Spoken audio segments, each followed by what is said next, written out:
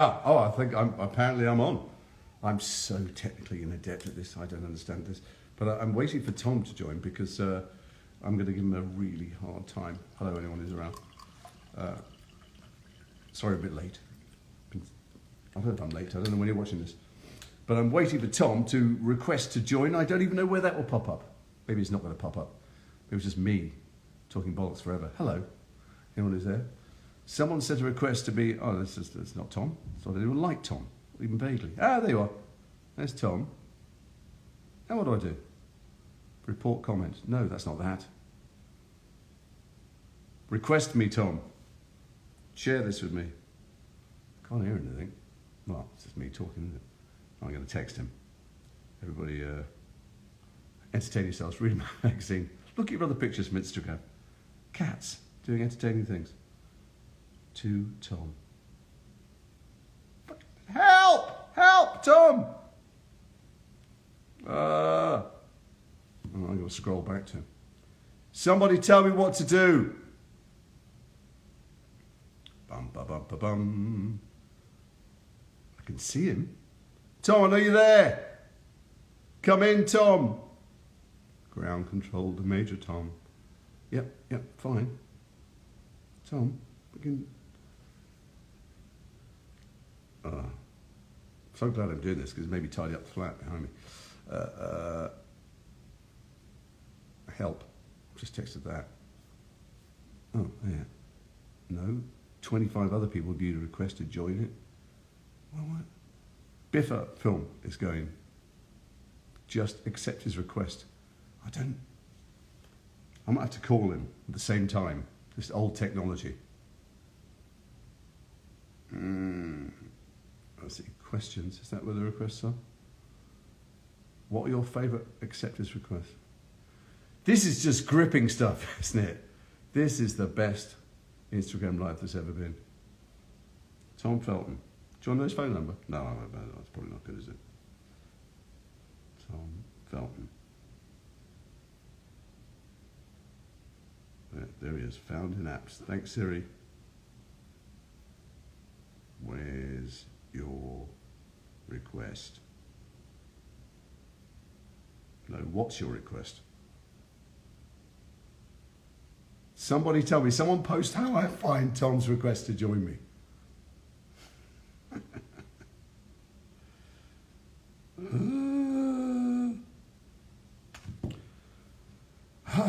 I knew this would go well. I had a feeling this morning when I woke up. Oh well. That's why I don't have 100 million people following me on Instagram like he does. Mate, I've no idea how to find your request. I don't know what to do. There's a lot of people watching. 1,800 people. Hello, 1,800 people. What do I do? Oh, okay.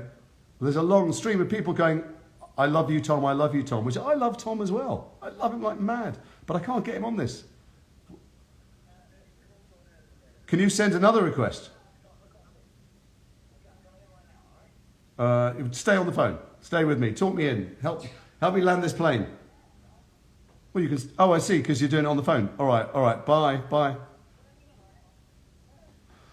I should have stayed in bed. I knew it. Go on. Can you? I'm so. This is excruciating that people are having to watch this. Maybe I'll do some Shakespeare. Check requests. Where are the requests? I see that. I said, where are the requests? I've just got a stream of people. Oh, I thought you were so on top of all this stuff. I've got... Okay, you've got to get off the phone. Bye. Well, now, you may be wondering where I am, what I'm doing. I'm in Toronto. Does it look like Toronto? It's freezing fucking cold outside. It's so terrifyingly cold. They'll be swearing. I hope no one's watching this with small children, hoping that Draco's going to appear. It's an adult show. There's always swearing because it is clever and grown up. Help your father, someone says. Yeah, you're right. Help your bleeding father. Should we just have a moment's relaxation? Should we have like 5 minutes meditation? Should we do that? That's a bad shot, isn't it? Bit of headroom. The only thing I've got this balanced, and if I tilt it down, I don't know. I put some makeup on because I was very, very red and blotchy this morning, but I don't really know what I'm doing. I think I look a bit like an embalmed corpse. I've got a stick of makeup I stole from one of my daughters. They're not watching this. They would never watch me. But I've got a stick and I just rubbed it on my face and then rubbed it in. I don't think that's what you're meant to do. Come on, where are you? Tom. Press the requests. Where are the requests on here? I see live, I see a smiley face. I can flip the camera, I can go to my gallery. I've got this 99, go live with, oh, hey, oh, wow, yes! Oh, I sent it. Is that how it works? That's what Shakespeare used to do. Shakespeare, if you look at the first scenes of Shakespeare, he knew they were all still entering and getting their chickens out and all that stuff. And so the first scenes are bollocks, really. You can always walk in 10 minutes later to a Shakespeare play because they redo the plot. It's like a bad episode of network TV where you tune into the second act. So I've requested Tom, waiting for him. I feel that we're on the path to redemption. It's all going to happen. It's the first time I've spoken in my accent for a couple of weeks. I've been doing an American accent. Doesn't sound like my voice. It's odd, don't it? Should I make a cup of tea? Has everyone got a nice cup of tea? Because we're going to sit down for a long chat, Tom and I. How about sending me some questions for Tom? Stuff like that. That would be good. But not about, we're meant to be talking about BIFA. You've come to a BIFA chat. Do you know what BIFA is? I'll let Tom tell us. Waiting for T22 Felton. Should I call him back? What do you think? T22 Felton is unable to join. That's what I was hoping to see. Oh, God, it's a digital catastrophe.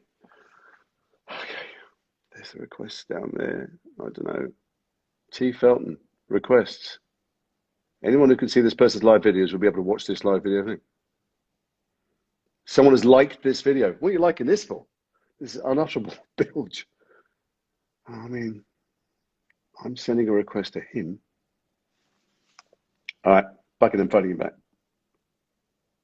You must tell people you're here. This is a seminal moment in internet history. Well,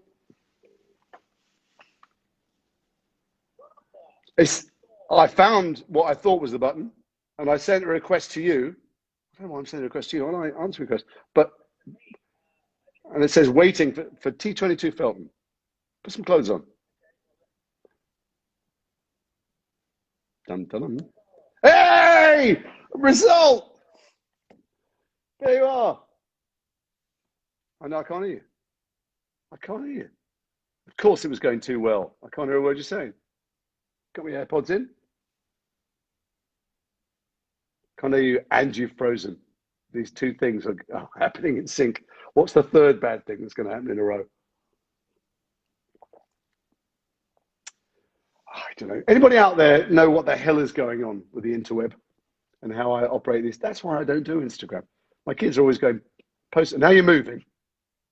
And your mouth is also moving, which is great. Can there be sound, or is that just too much to ask for? How are you at sign language? Coda film just sold at Sundance for a fortune. You flip the camera. That's great. You're in a car park. Get rid of Bluetooth, maybe. I don't know. Maybe get a coat hanger, stick it out the car. I don't know. Shouting loud is not going to do it. It's just not going to work. Can anybody else hear him? How about that? Somebody who's watching this, tell me, can you hear Tom? No, we can't hear him. It's not just me. It's you. It's like at the end of all good relationships. No. Sound. Do you want to? Just continuing to talk is not helping. Can you hear me? No. Can't hear. Okay, well, this is great. So the thing is, on Thursday, there is a BIFA presentation, and Tom is hosting, which I'm so thrilled by, but I'll talk for you. How about I ask you questions and then just give the answers I think you might have given? I know you pretty well. What about, do it again, log off? Give me a thumbs up if you can hear me. No, okay, that's it. I'm calling you again. This is like a great comedy routine with all the gags taken out.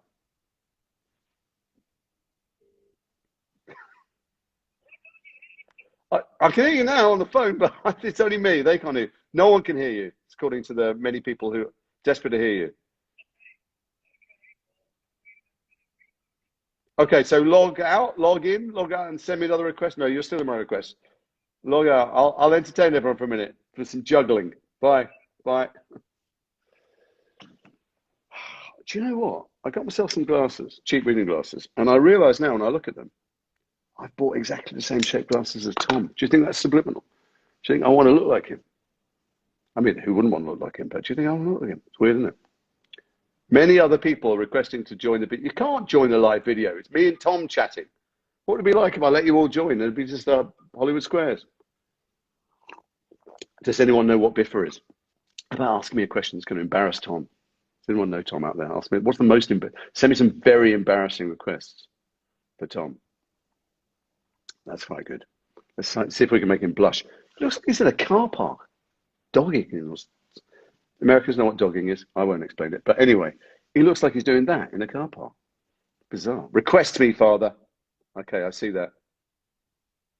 It's happening. What are the odds that this will work?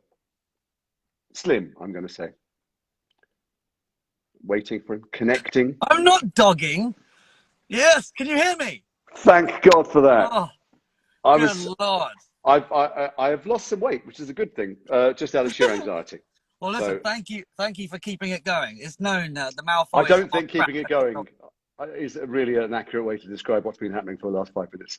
I've been enjoying it. I've been watching for some reason. Yes, the phones, but we're here. Hello, what the mate. fuck are you doing in the car park? Well, I pulled over, haven't I? I am driving. This is how well you planned to prepare this. Have you prepared the evening that you're hosting slightly better than this talk? I'm not going to be in the car park then. I plan to be inside the travel lodge. No, do you have a snazzy presenter's outfit, like a white tuxedo or something? It's better than this. Yes. I'm on the way back to Wales. Lovely. We've got very precious cargo in the back. I was. Hello. I can't see it. Pick up my Willow, my dog. Oh, lovely. Oh, what, from the airport? Yeah. She just flew over. So what was that like? She was fine. I mean, I'm always panicking, worried about it because they're in that crate for a long time. Yeah. Everyone really looked after her, and she just came straight out and was like, "All right, how's it going?" And wow. I picked up our dog when we moved back from LA, and she was without us for a day, and she came out into the reception bit where it was, and she just started shaking and fell on the floor and wet herself. And I lay in this puddle of dog urine, and I hugged her until she stopped shaking. And there were a bunch of people waiting there for their dogs, and they understood completely. You know, I knew they were going to do the same. But you got to call a dog. What are we going to say? Let's just start with with lying in dog urine. In dog urine. So here's the thing. So when we've chatted online before, it's been generally just having a yak. But today I feel like I've been tasked to interview you about your hosting of the BIFA Awards, because they sent me a lot of questions for you, hilariously. Misread it, old man. Sorry, I'm asking you the questions. I'm not hosting an award ceremony. Let's get straight in with why am I talking to you here now as opposed to talking privately? Well, I'll say this. You're a terrible son because you haven't returned my calls. I've got to talk in front of fucking millions of people to get you to return my calls. I will tell you something now. I have thought you've been ghosting me for the last month or two. I tweeted you. I FaceTime requested. No tweeting, that's public. I've got your number. I FaceTimed you. You never answered. Oh, my days. I can't believe you're going down this route. Listen, it's being a parent. That's what being a parent is. Settle this later. I promise you. I've been the one trying to get hold of you. Let's establish things clearly. I am not your biological father. You have a lovely biological father who you adore and love. This is correct? Yes. Yes, of course. But I'm spiritually, creatively, and in every other way your father. I love you like a son, and the son I haven't got, but I do. I've got you. So let's clear distinction. All right, son. So look, you're hosting an award ceremony, which I'm so thrilled about. But how are you feeling about that? I'm feeling good about it. I'm feeling really good about it. For those of you who don't know, 18th of February, I will be hosting the British Independent Film Awards for the first time, digitally. Yeah. Not the last, let's hope. It's only an hour, right? So people should tune in and watch it. But when they tune in, people, you've got 250 billion followers. When they come to watch you host the BIFA Awards, what's the BIFA Awards? What's a BIFA? Have we got one? Have you got one? What? I do not have one. But as someone, no, me neither. I've noticed that you're a long-standing patron, and you've been a huge supporter of them, and everyone that I've spoken to there raves about you, of course. So I would like to. What is it? What is BIFA? Let's have people know what the hell is it. The British Independent Film Awards. I did just mention it. British Independent Film Awards. It's the one, you know, it's the one that's not owned by Disney or by big studios. They don't celebrate big studio films. They're smaller stories, sometimes quite big budget stories, but they're independently financed, and they're stories that are basically more complex, more human, more interesting, and will touch you more, and that don't get the publicity, don't get the eyes on them often when they're kind of drowned out by a billion posters for Marvel movies. So the point of the awards and the point of the BIFAs is to celebrate independent British film, but more importantly, not celebrate, make you watch them because they're brilliant. That's, you know, independent stories are ones that are free of corporate interference. And there's an old saying which is a camel is a horse made by a committee. These are not horses made by a committee; they're horses. Wait, if that makes any sense. Who? Yeah, well, it means when too many people get their oar in, you don't get an artist's vision, you don't get touched. It becomes corporate and bland and lowest common denominator. And you're right, I've been involved with the BIFAs for a really long time because they're the films that I want to watch, the stories I want to tell, and they were kind enough to invite me. And every year there's a whole crop of incredible stories told that deserve eyeballs. Some of them get eyeballs, some of them don't. But the point of having awards is just to pick out 4 or 5 in every category to remind you or tell you that they exist. And this year, amazingly, during the pandemic, more people have been watching films like this than ever before because the giant movies aren't coming out. And it's so great to see how well they do. But what I'm amazed by every year is how many people just, you know, sell a kidney, remortgage their house, and somehow gather the money to tell these fantastic stories, the depth of storytelling talent in Britain. But what I'm wondering about you presenting the awards is how many of the films have you seen? Wow, 2. Which ones? I'm working my way through a handful at the moment, but I've been very kind. Well, I didn't realize one of the pluses of hosting is they give you the links to these films for nothing. Yeah. Well, that's one of the reasons. One of the side benefits of being involved in the selection panel and stuff is I've got to watch hundreds of independent films this year, and it's just such a joy. And that's, I mean, I'm not being funny, but your face and name came jumping into my head as soon as they asked me to do the BIFAs. First of all, I assume they lost your phone number. Yeah. Second of all, I know that you have been part of the industry, and I know. Well, I suppose my question to you is, what makes British independent cinema different? Because you've worked around the globe, and I'm sure you've been to many independent film festivals all over the shop. What makes the British one? All right. So first of all, this is going to be father and son locking horns because I've got many questions for you, and people want to know more about you. But I'll answer that one.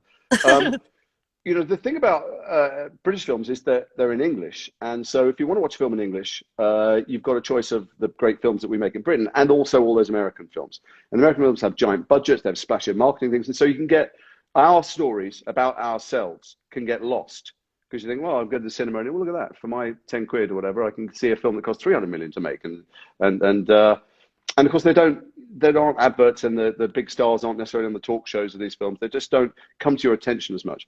And what makes them worth watching is their stories about us, told by us. You know, I mean, that doesn't mean they're kitchen sink dramas. Some of this year's nominees are amazingly imaginative, and they're not all set in Britain either, and often made by, you know, what is it to be British? This tapestry of people who've come to live here, who are here temporarily, or, you know, fled other places. So there's a wide range of stories. But if you're French and you want French stories, there's a quota in French cinemas. You will go and see films in your own language.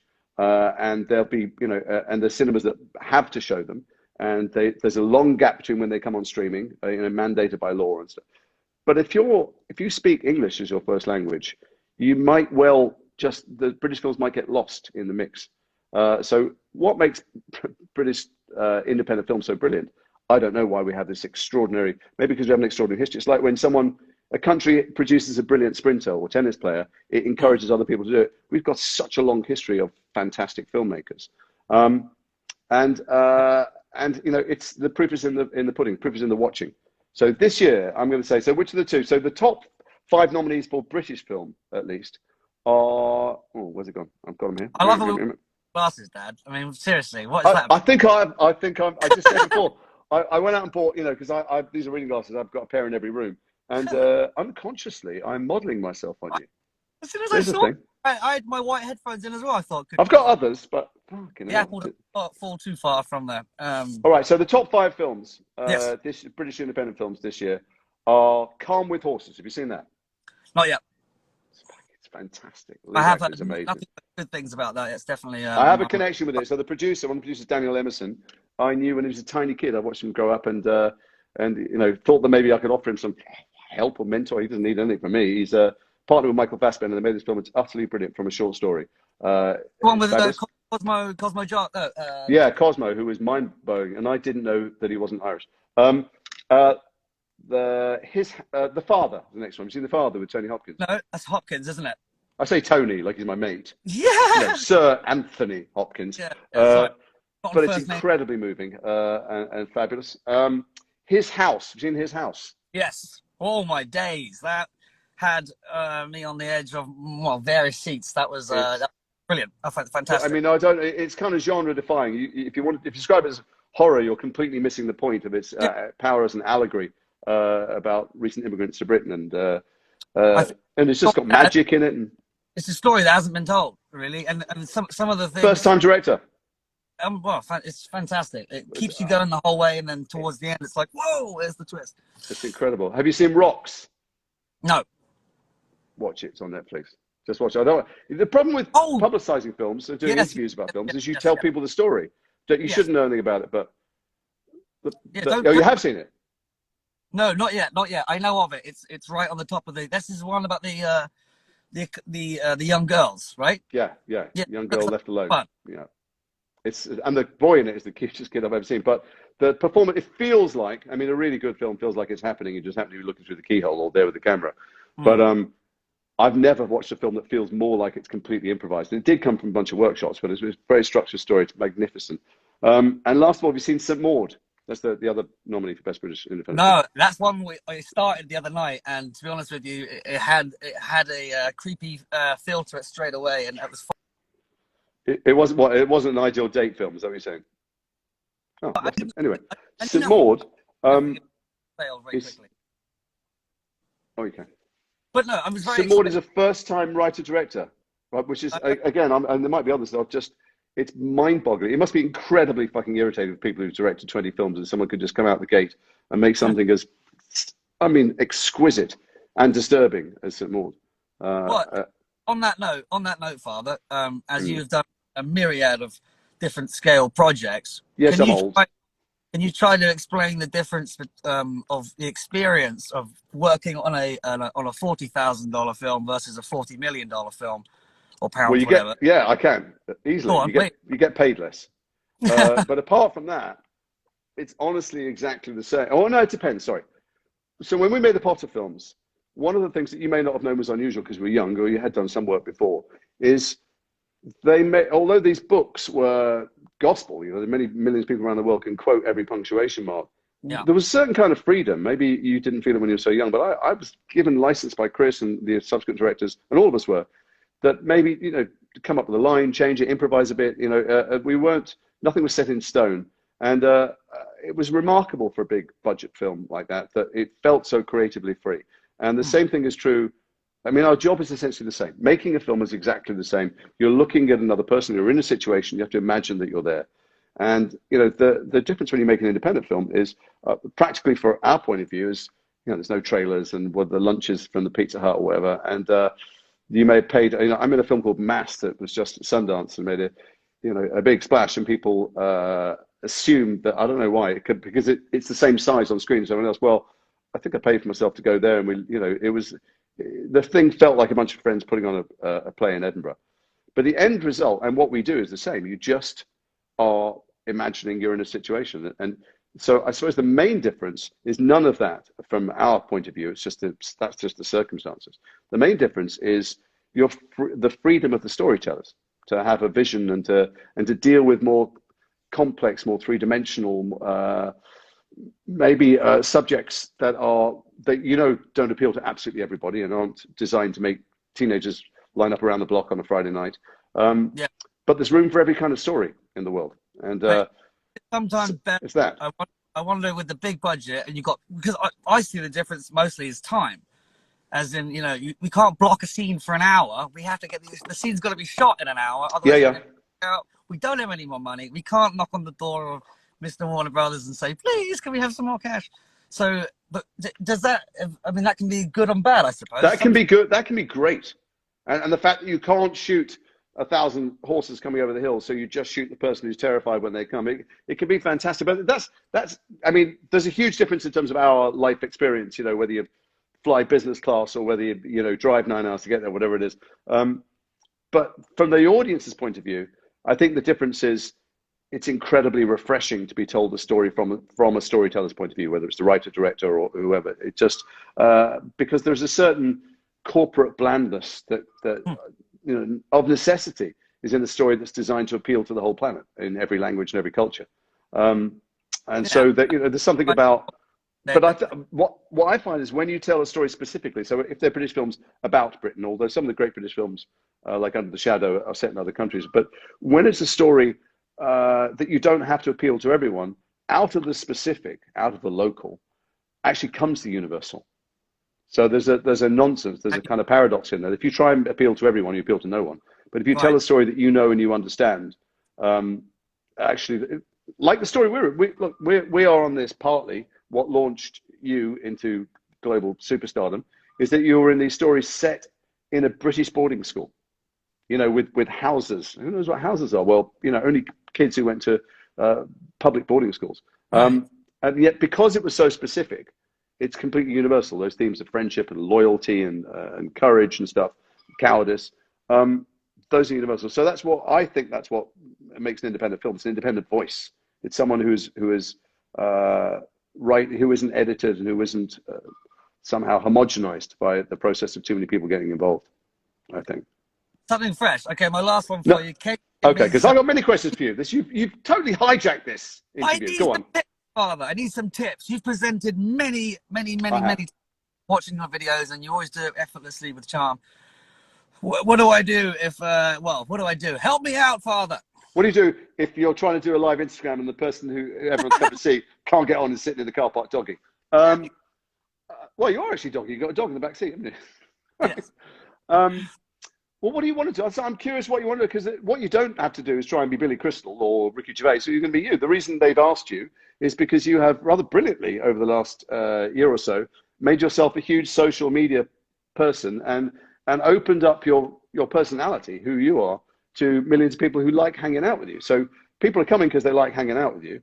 I wouldn't pretend to be an expert on film or independent film, because that's not going to wash with anyone. Why are you doing it? Why did you want to do it? What interests you? What interests you in film and independent film? Well, first of all, I think I am dodging a bullet here, because I can only imagine getting up on the stage when you can see thousands of your or hundreds rather of your most treasured idols and yeah, it's scary. When you're staring at them in the face and the joke doesn't go down well or something like that, it must be pretty bad. Whereas I have to stare at a screen, and I think there's one technician in a hazmat suit or something to make Wi-Fi doesn't go down. So I'm hoping that will make things somewhat easier. But so it's an evening with you where you talk us through. I don't know. I mean, because it's not traditional evening in front of a band and clips and people having dinner. How are you designing it? What are you planning? What are you planning on? You've got a script of some kind. Well, structure. Some structure, but also a complete acceptance that I don't know what I'm doing, and I think sort of BIFA have been very kind and trusting me, and I'm trusting them that we're going to figure it out. As far as they've not done this before, and who knows, it may never be done again. But look, the thing about maybe you can't say this because it's nauseating. It might be nauseating when I say it too, but you have a big audience of filmmakers, of independent filmmakers, most of whom are there to see if they've won or not, and then you'll have the millions of people who come along because you're you. Those filmmakers, they never laugh at anything. They're up there, they're just shitting themselves and full of hatred and aspiration and fear and all the rest of it. But what they may not know, there are many things you need to serve. You need to just remember why you're there, to help celebrate them and find out why they're fab and how they got to make it, and why they tell the story. But I am thrilled that you're doing it for another reason, which is that many of those filmmakers might not know that you're a rather brilliant actor. They might remember you as someone who was a kid in Harry Potter. If they have or haven't seen you in something, if they're watching this, Tom has not matured into, he's not a tree, but he's a fabulous actor. And witness the fact of being asked to do this, he's incredibly popular around the world. And I know because I produce a bit, that's not nothing when you're financing things. So, so partly, I'm adding to your fear now, this is an audition for you, for people to know just how charming and fabulous you are. So maybe try lots of different moustaches on during the night, different hats, different voices. Go into Welsh. I've got many props. Design. I'm hoping they let me bring Willow, because I think absolutely. They asked me if I have any pre-show superstitions, and I thought I'm just going to stroke my dog. From the many other shows that you presented. Well, exactly, yeah. If Willow was there, then I feel I'd be more relaxed. But I've got a suit. I haven't seen your suit for a long time. Like, you know, one of the most prestigious events, not in the ways of like, you know. I hope you flagged yourself a free suit. I hope you called someone when I'm presenting, can I get a free suit? No. Just pop down. You've got so much to learn. This is what I'm talking to you. I know. We should have had a pre-call, shouldn't we? Yeah, but I'm you know, I'm there. So is it? To talk about film set before we talk about what happens on the night. What kind of films do you like? What are your top 5 films? Oh, pressure. Mate. I know. Just at the moment. What have you watched recently that you liked? How about that? One of those questions that never, you know, every time someone asks it, bang, it just goes out. It's like your favorite album. You go, yeah. But I am thinking of recent. We watched Kindred the other day, and I believe that's up for a few awards. Right. That was fantastic. Fiona Shaw, obviously, who plays the lovely Dursley. Mrs. Dursley. She's roads lead back to Potter. Exactly right. She's done nothing else. She might be one of the greatest stage actors we've had in British history, but she is nonetheless most famous for being in the Potter films. Well, and she's you just can't help but she's drawing, as in you can't help but she's a genius. Yeah, she's a genius. Yeah. So that what people might not know that in terms of film history. Watched last night again for about the 50 millionth time. Love it. Love Guy Ritchie. Okay, you liked it. What did you like about it? The humor, the quotability, the silliness. You know, it doesn't take itself too seriously. You know, Benicio del Toro is getting different suits made, and every time we cut back to him on the phone, he's wearing something different, which of course completely mocks the idea that there's a timeline at all. Right. But I think that's really cool. I mean, amongst that and the cinematography, the way it's shot, I think it's beautiful. And what? So you asked me what makes it? Because you've done big studio movies and you've done a few indies. How does it feel being in them, and what do you feel about the things that you watch? Do you choose to watch bigger or smaller films? Generally? I think there's enough emphasis put on the fact that a $40 million film is up against a $40,000 film. I'm not to say you need money, but it's a hell of a lot easier not to remortgage your house, not to sell your car and all that sort of stuff. You're putting these films are made almost with literally blood, sweat, and tears versus. No, but you know what else they're made? They're made with passion. You only do that stuff if you think this is a story that needs to be out there. So I've been in many things where the people making it, and it's not that it's not well done. People making it are making it so that they can continue to send their kids to very expensive schools and buy a holiday home, and just to maintain their lifestyle. And they use their talent; they are talented to do that. But those independent films come from a different place. They come from a place where someone goes, "This is a story it needs to be seen." This is I want to affect people. I want to change people. I want to provide a memory or a conversation starter. Because it's important is the wrong word, but I want to grab people, and not because my Tesla is getting old now. And there's a very different motivation, I think. What's your experience been of, because you've been in some dire circumstances making some cheap films, and do you think does it make the work different, or is it just it's been a backwards learning experience for me. Obviously, I mean, we first worked together on Chamber of Secrets. That's 18 years ago when I was yay high, and obviously I started really at the top of the tree as far as how much money they can spend or something. But I was really, really keen, as a massive British cinema fan, I was really keen to get more involved. So I suppose, when I first started doing independent films, it was your opinion as well. I actually grew, really. I mean, as charming as Draco is, it's kind of like, here's what we want you to do, and I'm just hoping that I'm going to do it somewhat close to what they want. Versus someone coming up to you and saying, like, well, do you think he would wear that? Do you think he would look in that direction? This, and I suppose choices. I never understood when actors are like, oh, great choice, lovely choice. Right. You're choosing. I don't know what's going on. But so having that freedom, and I suppose not to blow smoke in your direction, and don't do it. Don't even finish. Who wants smoke blown in their direction? That's a crappy thing to do. Something. I know, but I've learned from the best. Yours truly included, and it was really nice to be able to bring that to other projects, and not necessarily what's on camera. It's what happens off camera, and you always. And all of the podcasts, Alan and Helena, taught me that. Really taught me how to be part of the crew. I feel like my energy crew is just as valuable whether I'm on the camera or not. You try to bring good vibes. It's a creative process, isn't it? So you want to be open. You don't want to like shoot someone down and make them feel stupid or any of that. So yeah, don't get me wrong. Some of the scenes that you think are okay are disastrous at the end of it. But you can fail. That's the other thing. Independent films, you can fail. You're having a go at something creative. You're taking a swing. Someone just wrote, "Why aren't you listening to the comments?" Exclamation mark. I don't know, because it's mostly hearts and icons. The fact is, there are, I don't know how many people here, lots of people, and they're here just because they like looking at Tom. I'm just in some other part of the screen, and they're iconic, just emojiing hearts, lots of hearts. I don't know how to read that out loud. Is it that? I don't know, whatever it is. Talking to each other, Father. I mean, every 5-minute chat always ends up with being an hour and a half. Well, I feel like I'm letting them down. Well, first of all, let's remind everyone, the kids don't put an icon on the screen. Thursday night, 8 o'clock.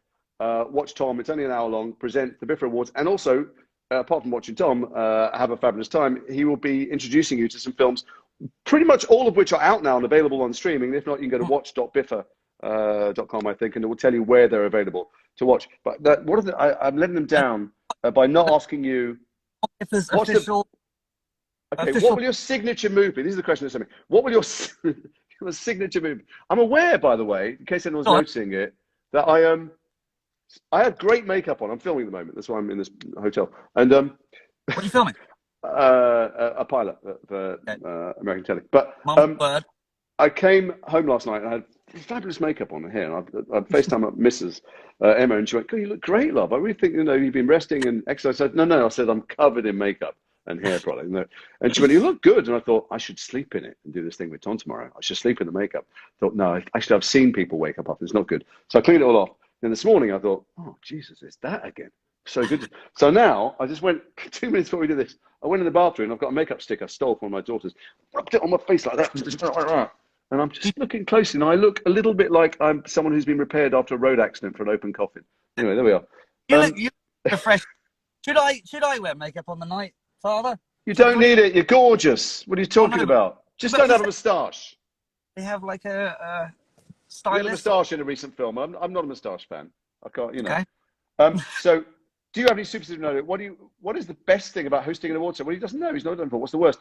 Are there any actors or filmmakers you're looking forward to meeting? Meeting is crossed out because you're not meeting them.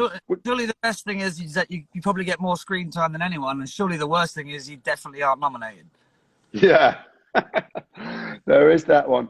What independent films made an impression on you? That's not fair. How do you feel about future British independent film? You better be in them. If you could give a lifetime achievement award to any actor apart from me, who would you choose? I mean, again, it's just one of those. There's so many that I look up to in different ways. Performance-wise, yeah, it's hard to choose anyone apart from me, isn't it? It's hard. Well, no, but genuinely, I like to think of cinema, and I'm actually in the moment we're shooting a British independent film. Are you? Do you have an accent in it by any chance? I do, but I'm not going to. No, that's lovely. We love Scottish films. I have loved being in Wales. I must say, it's a fantastic country, and everyone's been great. In fact, yeah, we're working with some of the people that have been nominated for these various different films. So that's fantastic. Oh, really? What are you working with? People who are BIFA nominees? Who are they? Well, I can't name them because in case. Okay, that's not fair. Okay. But sorry, what was your original question? I got off I've no idea. Have you seen Host yet? You're definitely like that. No. Okay, it doesn't nominate various categories. It was made on Zoom during lockdown, and Oh, it's a horror film, and it's fantastically terrifying. I saw it in the house, alone, lights off, on an iPad, in bed, shat myself and put the lights on. I don't. So, That's not. That sounds. I'm not. doesn't I'm appeal not, to you? No. That sounds terrifying, mate. Okay, don't watch that. I can't watch that by myself. No, I spend all night roaming around the house, wondering if something's lurking. But so here's a task, I think. So for anyone at home, so I am culturally just moronic and have never listened to any music or read any books or done anything other than watch telly most of my life. But talking to Tom, I feel like one of the world's greatest polymaths, because he is, I've never seen anything I've ever referenced. So I sent him a film list recently, including such obscure Iranian classics as The Godfather, for instance, which he'd never seen, the taxi driver. And you've made your way through one of the list, is that right? 2.5. Two and a half. So which one are they? The Godfather 1 and 2? Yes. And what's the half? The other half, I think actually, no, I watched The Godfather twice. I'm a big rewatcher. Yeah, that's not the second one. Watching the first one second is not Godfather 2. It's another film. No, that's true. It's true. Yeah, Godfather twice is not the second one. Yeah, I've seen it 100 times. It's brilliant. Yeah. And then I sort of got sort of 2/3 of the way through. So no, I've seen 1.5. Yes, 1.5. Okay. Who are the greats? I'm put you on the spot now. You're lucky it's dark. You won't blush. Who are some of the great British independent filmmakers of the last 30 years whose work you would like to watch, given that you haven't seen it? Well, I mean, this is the beauty. Well, Guy Ritchie, Amor Asante, working with people that, I suppose one of the obvious ones is that Guy Ritchie is a wonderful director, but he's not an independent filmmaker. Oh, he was when he started with Lock, Stock, but they're studio films. But he's Amor Asante is fantastic. That's true. Yes. I'm thinking of the Ken Loaches and maybe Michael Winterbottom. Stephen Frears. God, 1,000. No, joking. I'm joking, Father. Calm down. Yeah, I mean, listen. This is something that you're going to work with these people. They're watching this. They're not watching this. They'll be watching on Thursday night. And, but I'll have a far better system than sitting in a Travelodge car park. But genuinely, are you anxious about it? Because I've watched you now, having done what you've done the last year so brilliantly on social media. You seem very comfortable in front of a microphone with the guitar. Are you going to sing? No, they've asked me to bring the ukulele along. I've got it in the back here, but I don't. Well, let's see. How many people watching today would like to see Tom strum at least while he's talking? I really want to respect the. I don't want to be jovial. Okay, it means a lot to me to. No. I can counsel you this. There have been people, not hosts. I guess it's different. You're not going to get laugh feedback from the audience. But there have been hosts, and also sometimes people when they accept, who give a very serious speech. It's a room full of people who want to have a good time. But that actually leads me to something that I think is worth talking about. Maybe some of the nominees will watch this. I doubt they'll have got this far, frankly, after the first 5-minute debacle of me wanking on. But nonetheless, do you have any advice for people who accept? Because there'll be Q&As and there'll be actors coming on and directors. Any advice for them? I'd be intrigued about your opinion on this. My grandfather always said, I don't particularly enjoy hearing 30 names listed off, all of which you're either sitting with them or you have their phone numbers and you can speak to them one-on-one. And then not to say that these people shouldn't be thanked, but my grandfather always said, thank the people that you never thanked and that you don't have the number for. So maybe it's the guy trailer, maybe it's the caterer that made your bacon sandwich, that made you whatever. It could be the smallest thing or the biggest thing in the world. And I think try to find the interesting people that made it enjoyable and made it even possible for you to do. And then obviously thank your mum. Yeah, see, I think with respect to your grandfather, who's clearly a wise man, that's all bollocks, because you shouldn't thank anyone, because this, you thank them by phoning them up and thanking them, send them a card, send them a gift basket, send them a pony if you like. It's a show, and you've got eyes and ears to talk about your film, the story. You can say why it's important. By the end of your speech, people should think, I want to watch that. Because it's not, if you're in a closed room and it's not going out online or it's not going out on telly, then fine.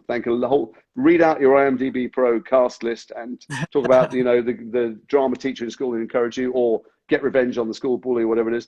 but that's a very, very small audience. You've got a lot of people watching. I think you should go, this story's about connection, and we're also disconnected staying at home now, or this is the story. Somehow talk about what made you want to make it and why it drove you, why you mortgaged your house.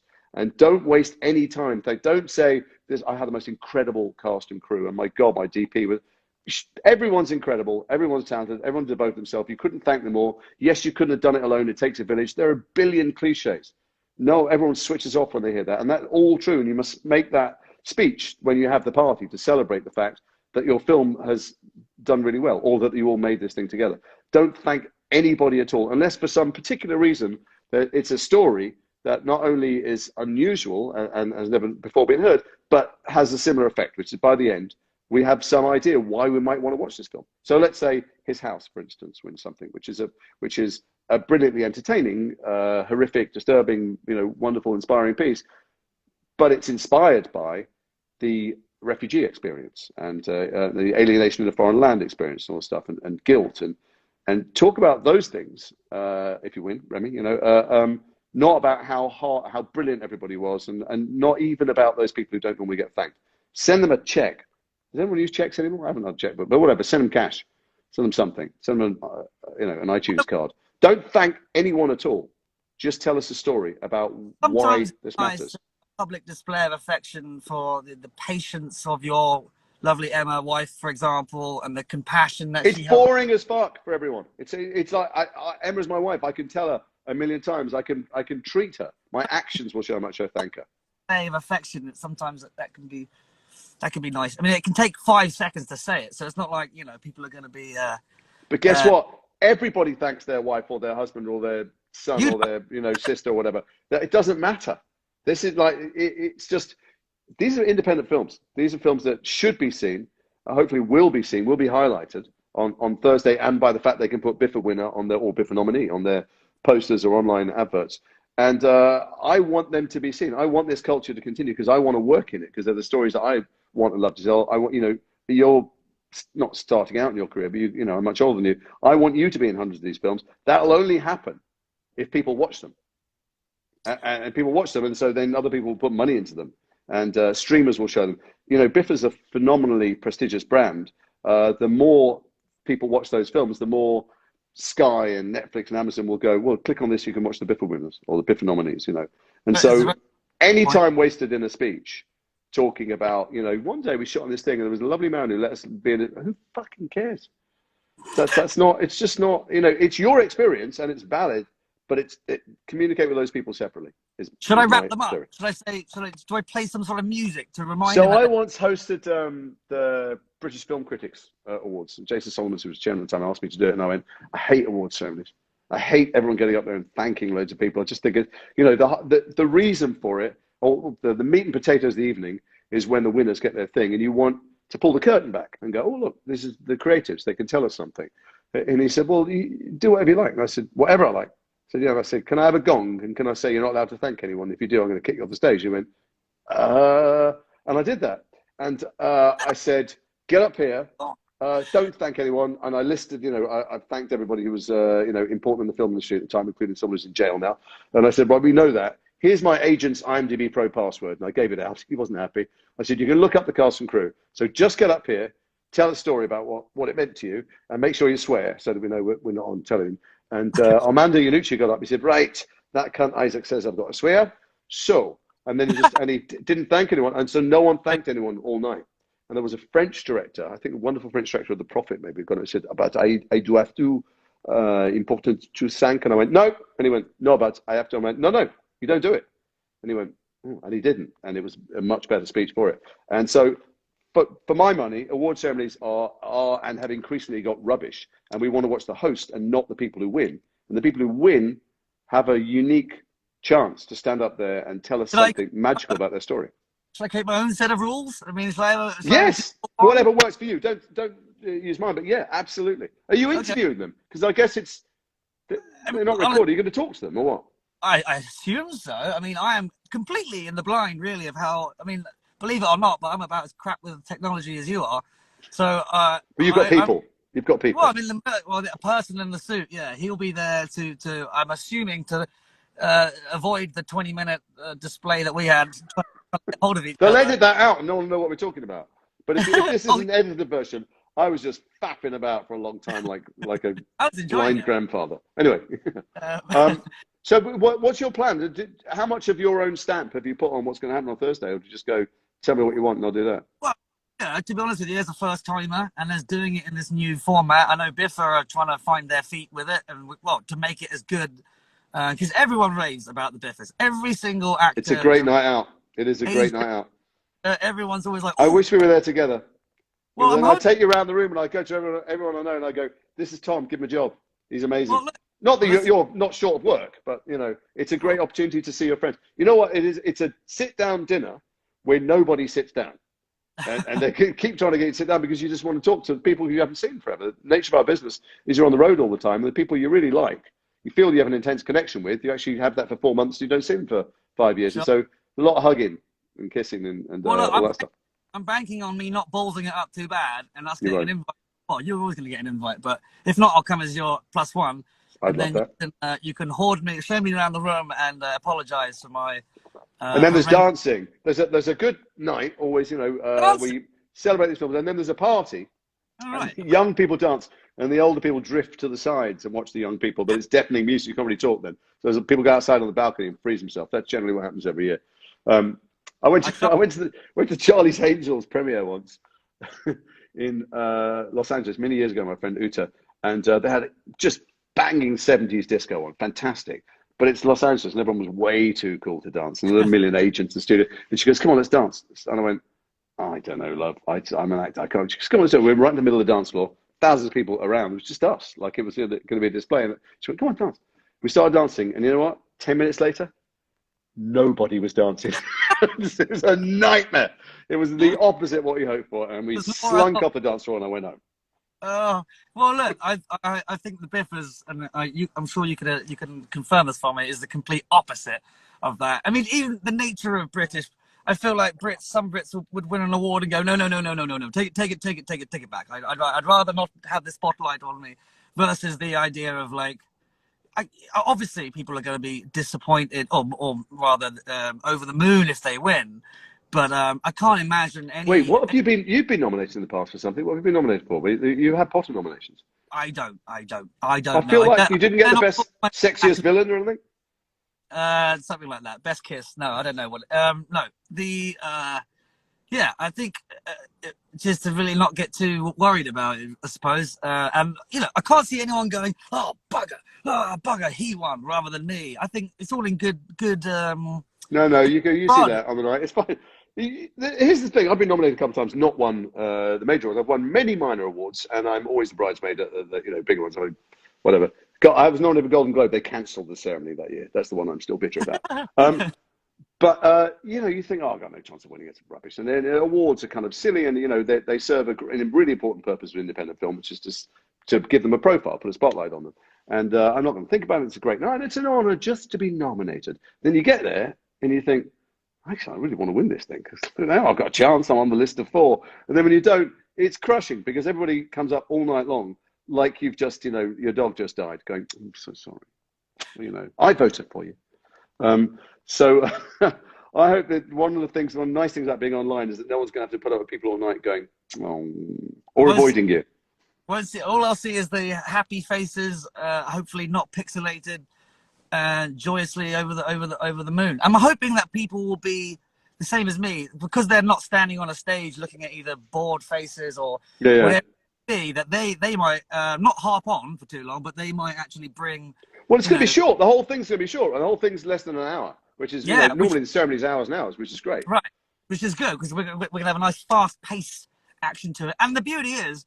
We don't actually have to kick anyone physically off the stage. We just push the little X at the top right. Move on.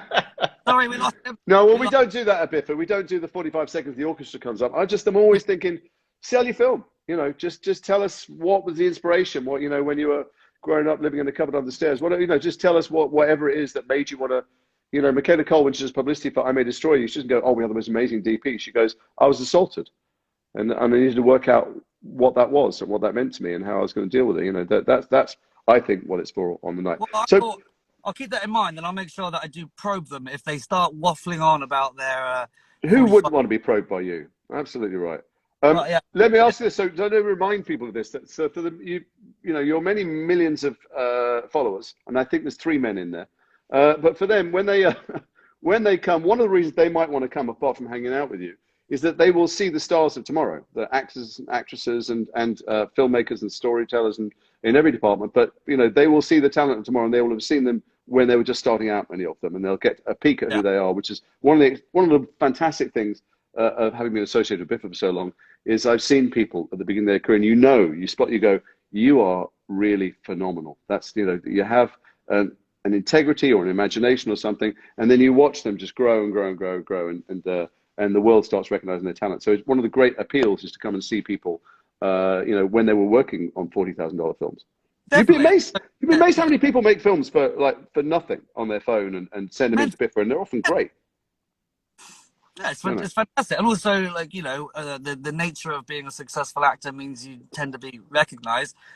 Naturally, if you've seen that face before in something else, I might not jump as easy. You know, if Tom Cruise, you might not suspend your imagination as quickly. Yeah, exactly. Yeah. No, it's true. So well, that's one of the great things actually about film festivals going online too, and you can watch lots of BIFA films through the BIFA portal or be pointed at them. Is that I was in a Sundance film this year and I didn't get to go, and one of the things I regretted was that many times I've been at Sundance, someone's gone, I've got a ticket for a film, starts in 5 minutes. You just go in and you have no idea what it is, and then the screen, you know, the lights come on, and you don't know who the people are because they're not actors you're very familiar with. And it means you're instantly able to submit and just be taken off on a wave of someone's kind of storytelling skill. And you don't have anything to go over, like you say, you know, you don't have to go, oh, I've seen this person be what's his name? Ethan Hunt, you know, 10 times. And it's not great for people who have familiar faces because you don't get cast on them. But it is wonderful to watch new faces because you just believe they are those people.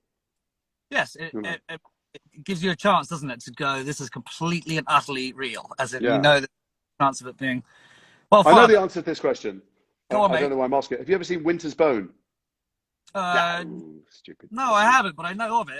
That's a very. So I was at a film festival and I was given a ticket and I didn't know what it was. Someone just said, "This is great, you should see it." And I went in, and this film unfolded about meth and these families destroyed by it in the Ozark Mountains, and I thought it was almost like a documentary, just brilliant film. But you know, it wasn't. It was a cast. It was this young girl, and 17-year-old girl, and she exploded out of the screen like a supernova. And it was in Scotland, and it was Jennifer Lawrence, her first one. It might be her second or her first one. And I went straight to the bookies over the road in Edinburgh, across Princes Street, and I went in. It was just they were just taking down the newspapers off the walls at the end of the day. I said, "Can I put a bet on?" He went, "It was just closing down, pal." And I said, "Yeah, but it's not a horse race. Where is it?" I said, I've just seen a film. I want to bet on someone I've just seen getting an Oscar nomination. He took a really long time and he went, "You from London?" And I went, "Yeah." He goes, "Fucking hell." And he gave me such stick about how he'd have to phone head office. I didn't do it. And I wish I had, because you just discover talent early on and it's a magnificent thing. And that there are so many films nominated that you will be presenting and that you'll be talking to, the people participating who are in that category. You know. Wow, that's the best bit, isn't it? You don't really know who you're seeing yet. As in 5 years' time, who knows what will be the results of and they'll all owe you, every single one of them. That's what I'm hoping. I'm going to buy some favors with the right sort of filmmakers that I want to end up working with. The bummer is that you can't. Oh no, you're bringing it to a close because you want to get out the car park. I'm in a flat. No, first of all, I had to finding the light. Otherwise, it is getting dark. Progressively darker. I thought that was moody lighting. Let me check. I've asked all the important things that they want to know. Go on. Could you give everyone your phone number? No, not that. What? So when can people watch this magnificent thing? When is that? It's being streamed on BIFA's on their pages, their YouTube page, their Facebook page. So it's Facebook page, there's YouTube page. Yes, and I would any other links I'm sure are on the BIFA website. We were meant to present something. Well, I was meant to come on and present something with you, and I'm filming, and I said to them, like it's my first day on a film set ever, I said to them, listen, Thursday in the middle of the afternoon, my son, my friend, is hosting an award show, and I'm hoping to present one of the awards with him. Is there any chance that when they call, we could just stop filming for 15 minutes? And they went, what? I said, just like stop, everyone go for a cup of tea. And they went, you out of your fucking mind? And I went, yeah, okay, sorry I asked. So Well, I won't be there with you, but I will be there with you in spirit. you can send me a picture. All right. Well, the good thing is, well, you know this. I've watched you do something like, you know, I have no advice for you because you'll be brilliant, because you are brilliant. And there is no wrong, because it's just you not pretending to be any other than you hosting the BIFAs. You don't have to be anyone other than you, and that'll be great. That's more than Well, enough. that's really nice advice, actually, because I think if I am going to panic, it's trying to be someone that I think Yeah. they want. You don't have to be Stephen Fry or Graham Norton. They, you know, they would have asked them. Yeah. Couldn't afford them. But I no, think they do. no, they want you. They want you because, you know, you're lovely. Just be you. Daniel. And no. All right. We should bring it to a Oh, close, and then I'll call you and find out why you didn't fucking call me back for the last few weeks. Everybody, Thursday night, watch Tom present the Biffers, and then go and see all the films. That's the point. Any film that catches your interest, go and watch it and support British independent film. And now, of course, with that lovely outline, I don't know what button to press. I don't even know how to get out. What do I press? that's I'm sorry for all the comments we didn't read. There are many, many comments. They mostly just say, "I love you, Tom." I love Tom, so I'm glad that we all love Tom. I think we love him for different reasons, and we have different desires. But nonetheless, thank you for loving Tom. Now I'm blushing. Sorry, not gushing.